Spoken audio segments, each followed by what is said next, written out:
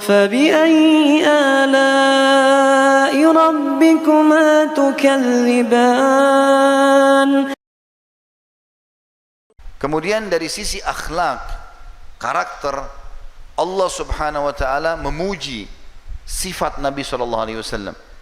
Dalam surah Al-Qalam, surah nomor 68 ayat 4, A'udzubillahi minasyaitonir rajim wa innaka la'ala khuluqin azim.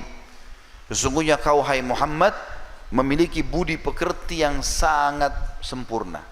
Allah memuji itu. Dan ini tidak ditemukan pujian seperti ini untuk nabi-nabi selain beliau alaihi wassalatu wassalam.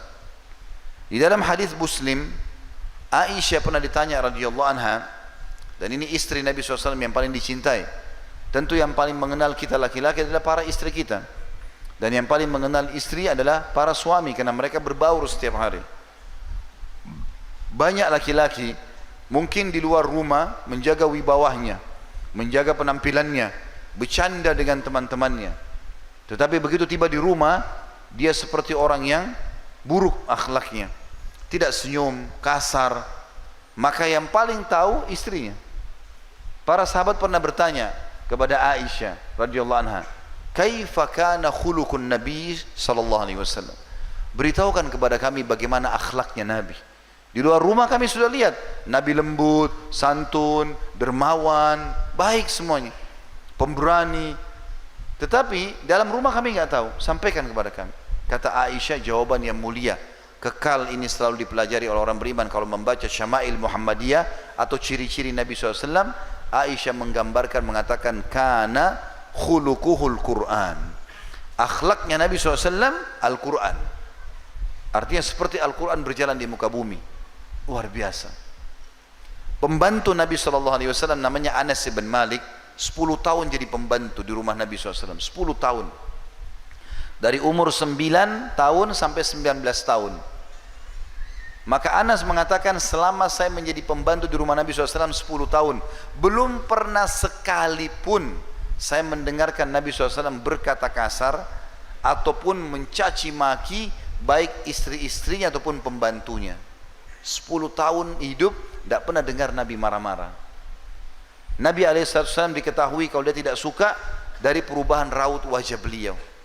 Kata Aisyah, kami mengetahui kalau Nabi SAW tidak suka dari raut wajah yang berubah, ya. Atau beliau kalau tidak suka makanan, beliau tidak mengatakan saya tidak suka, tapi raut wajah berubah, maka orang sudah faham bagaimana kalau ini makanan tidak disukai oleh Nabi SAW. Ini akhlak yang sangat mulia, gitu kan. Dalam akhlak ini teman-teman, beliau tergabungkan banyak sekali hal. Dalam kedermawanan, ringan tangan, mudah membantu orang. Dikatakan oleh para sahabat, tidak pernah Nabi SAW menolak permintaan siapapun. Siapa saja minta dikasih, selama beliau masih punya.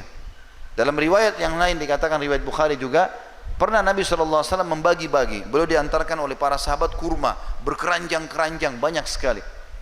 Kemudian beliau membagi-bagikan, ada orang miskin datang minta, dikasih semuanya. Sementara beliau sendiri belum makan satu butir kurma pun, belum dibawa ke keluarganya, sampai habis semuanya. Setelah habis yang dibagi-bagi, termasuk beliau punya beberapa uang, dikasih semuanya, masih ada orang miskin yang datang minta. Maka kelihatan dari raut wajah beliau rasa sedih, ya, kelihatan sedih, kesedihan karena tidak bisa bantu lagi orang ini. Para sahabat melihat hal tersebut, mereka terdiam. Tapi Umar bin Khattab berkata, mertua Nabi SAW, sahabat dekatnya Nabi, maka dia mengatakannya, Rasulullah, Allah tidak bebankan anda di luar kemampuan anda. Anda sudah bantu semua orang. Kalau tidak ada, bilang aja tidak ada ya Rasulullah. Nabi SAW diam. Ini termasuk adab dan akhlak luar biasa. Nabi tidak tegur Umar, tidak apa-apa, diam saja. Lalu Ali bin Abi Thalib di sebelahnya mengatakan, ya Rasulullah, saya masih punya 3 dirham. Ini anak mantu Nabi. Kasih, ya Rasulullah, ini 3 dirham. Silakan, anda mau kasih siapa saja. Maka tiba-tiba raut wajah Nabi berubah, senyum, lalu memberikan kepada orang miskin tadi sambil mengatakan, bihadza umirtu. Beginilah aku diperintahkan. Tidak pernah menolak, ya.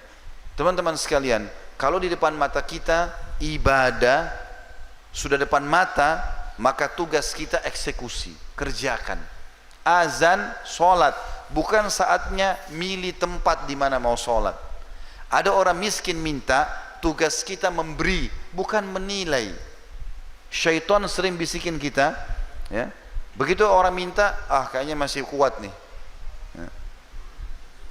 Mungkin dia bohong. Syaitan bisikin, kebodohan sebagian orang, oh iya ya, mungkin dia masih kuat, nggak usah, nggak mau dikasih. Padahal Nabi SAW mengatakan dalam hadis, menunjukkan ajaran beliau dan contoh juga beliau contohkan, kalau datang kepadamu seseorang meminta sesuatu sementara dia di atas tunggangannya, di atas kuda atau unta, kalau kita sekarang di atas mobil, dia minta, kasihlah karena engkau lebih mulia daripada dia. Juga sabda Nabi SAW, tangan di atas yang memberi lebih baik daripada tangan di bawah. Banyak contoh-contohnya.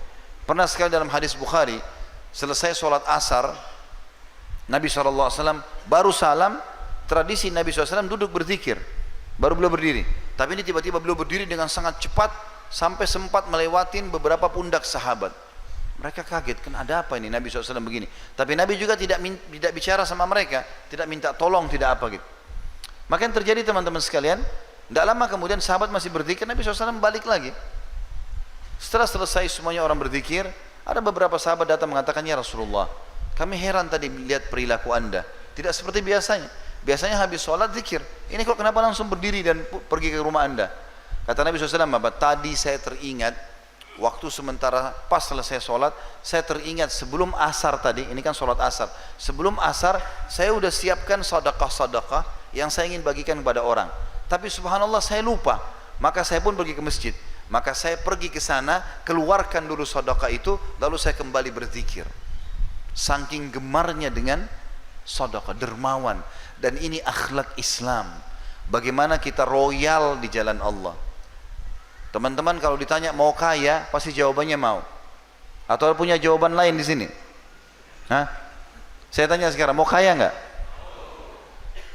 Resepnya dalam Islam, kalau kaya itu sedekah. Jadi konsep kapitalis yang mengatakan pangkal kaya menabung, itu salah. Hah? Islam mengajarkan pangkal kaya sedekah. Ketemu nggak antara nabung dengan sedekah? Hah? Nggak bakal ketemu, karena kalau nabung dia akan simpan terus, bahkan sulit dia keluarkan. Islam mengajarkan bukan begitu. Sedekah kau akan kaya.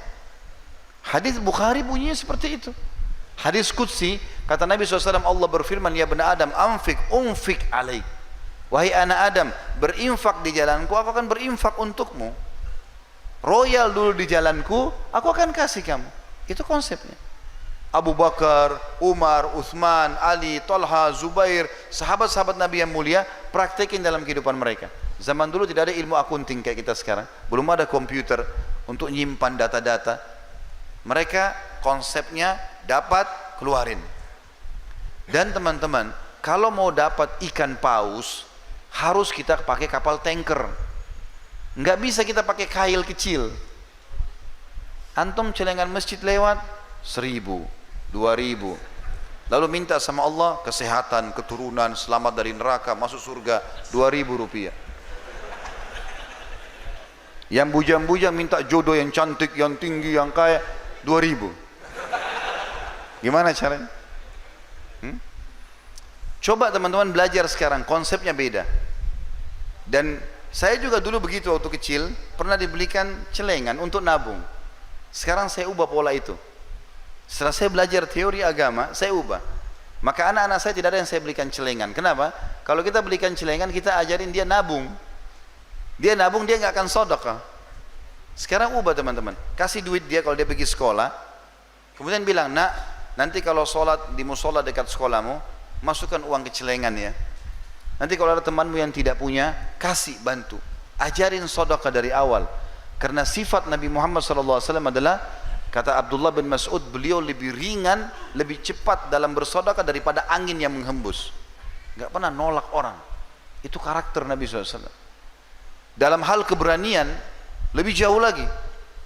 Sampai Ali bin Abi Thalib mengatakan radhiyallahu anhu, kalau kami sedang di kancah peperangan dan menemukan musuh lagi besar atau dari pesat-pesatnya menyerang kami, kami semua berlindung di belakang Nabi SAW.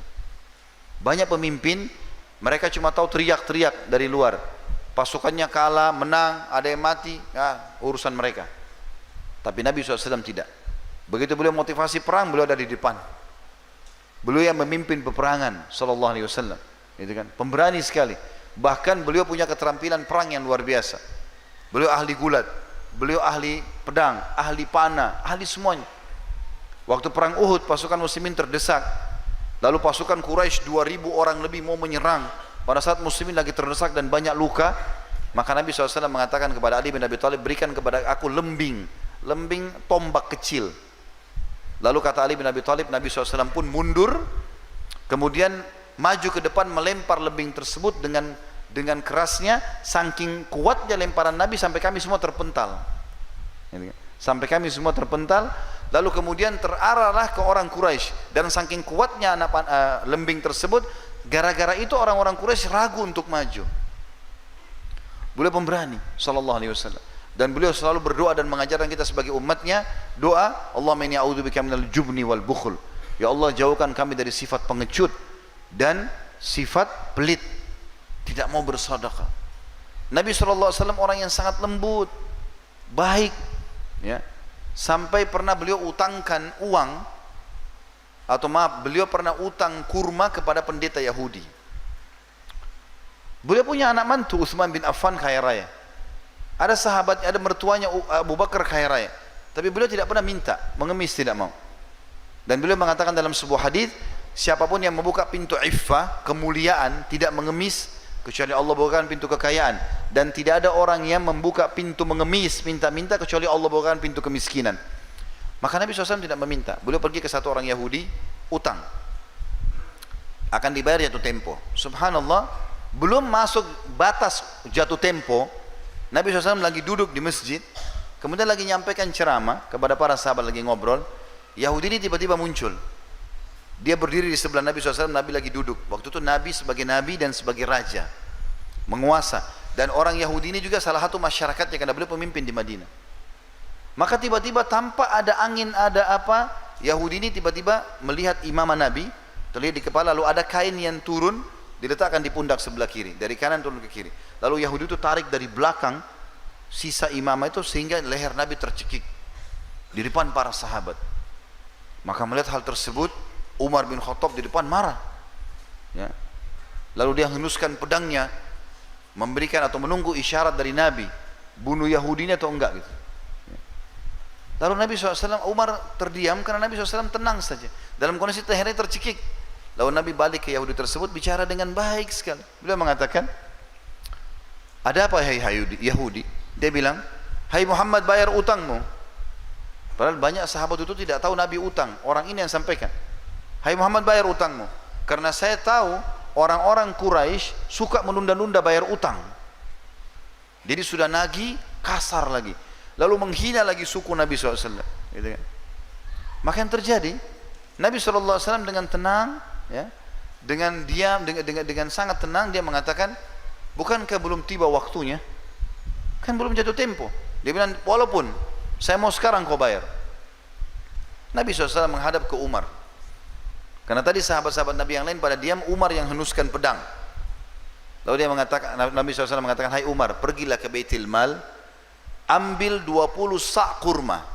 Jadi 20 genggaman tangan utangnya Nabi, ambil dari Baitul Mal, bayarkan utang saya. Lalu tambah lagi 20 sak. Kata Umar, ya Rasulullah, 20 sak pertama utang anda, 20 sak kedua untuk apa? Kata Nabi SAW, hukuman karena kenapa kau menakut-nakuti dia. Umar marah yang dihardik oleh Nabi SAW. Umar jalan ke Baitul Mal, Yahudi ini ikut dari belakang. Umar ini sudah jengkel sekali sama si Yahudi ini. Begitu tiba di Baitul Mal, Umar tata rapi 20 sak, dihidangkan, ini punya kamu. Begitu dia mau siapkan 20 sak yang kedua, yang bonus buat dia, maka Yahudi itu bilang, gak usah hai Umar. Kata Umar, ini bukan urusanmu, ini perintah Rasulullah SAW. Kata dia, sebentar hai Umar, boleh saya bicara sebentar? Kata dia, silakan. Dia bilang, hai Umar, apa kau tahu siapa saya? Kata Umar, saya nggak mau tahu siapa kamu. Kena marah sekali Umar sama dia. Dia bilang, saya Fulan bin Fulan. Rupanya ini pendeta Yahudi. Orang ini pendeta Yahudi dan namanya masyhur. Cuma kan zaman dulu nggak ada kamera, orang nggak bisa lihat foto. Kecuali ketemu fisik baru tahu kan.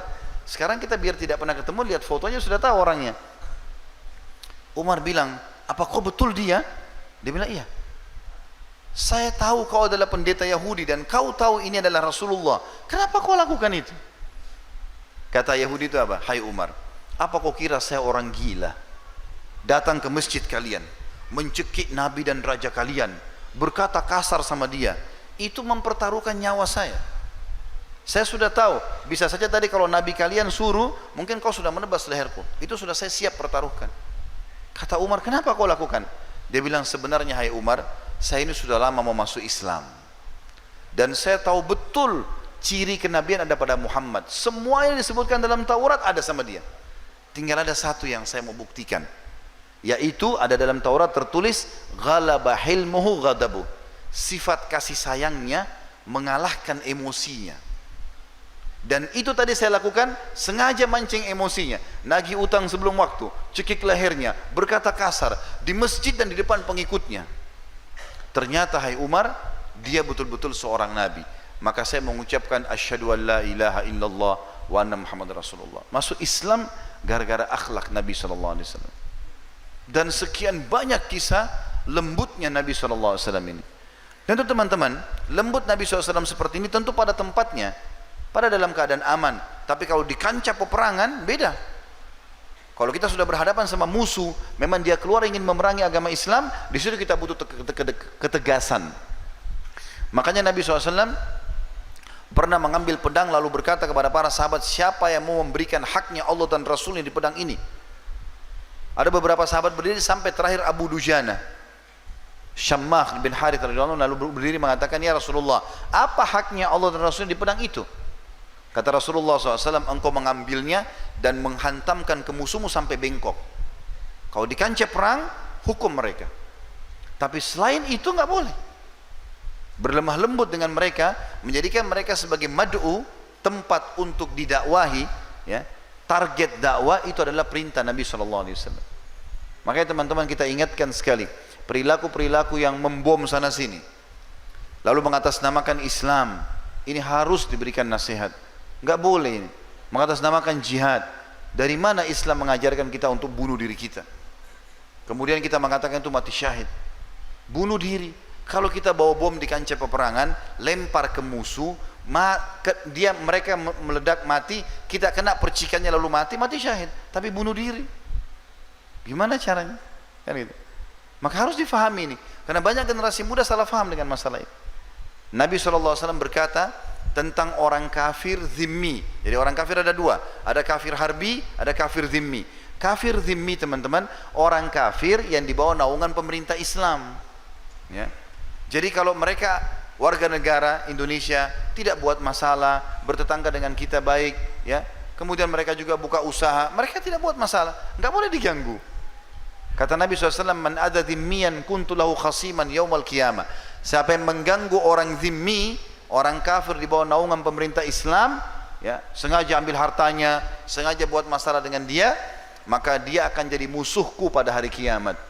Nabi SAW marah. Kalau sempat membunuh orang kafir di bawah naungan pemerintah Islam atau di bawah perdamaian, perjanjian perdamaian dengan Islam, kata Nabi SAW dalam hadis Bukhari, man katala mu'ahadan lam yarih raihatal jannah wa inna riha la tujatu min masirati arba'ina kharifa.